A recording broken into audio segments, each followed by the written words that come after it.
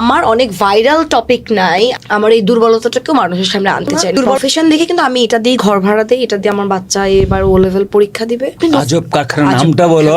আজব কারখানা একটা গল্প ভিত্তিক সিনেমা। আর রকস্টার তো স্বাভাবিকভাবে আমাকে প্যারা দিবেই, তার জুস লাগবে, এই লাগবে, হাই কমর দরকার, এটা সেটা। সো প্যারাগুলো খেতে হয় পেছনে যারা কাজ করে। সো ওই প্রত্যেকটা প্যারার মধ্যে দিয়েই যেতে হয়েছে। আসলে সিনেমাটাই তো পুরোটা শুটিং থেকে ড্রিম কাম ট্রু। তো অবশ্যই আমি এটা ফিট হব না, কারণ এখানে তো আরো অনেক বড় বড় অভিনেত্রীরা আছেন। মানুষ যত বড় পরিসরে কাজ করে না, মানুষ আসলে তত বেশি নরম এবং স্নিগ্ধ হয়। একটা শিল্পীর অভিনয়ের পাশাপাশি তার এনভায়রনমেন্টও কিন্তু তার নিজেরই তৈরি করে নিতে হয়। এখন আজব কারখানার নামটা এটা কেন, তুমি কতটুকু জানো? পৃথিবীটাই তো একটা কারখানা, একদম উপচে পড়ে গিয়ে দেখবে না।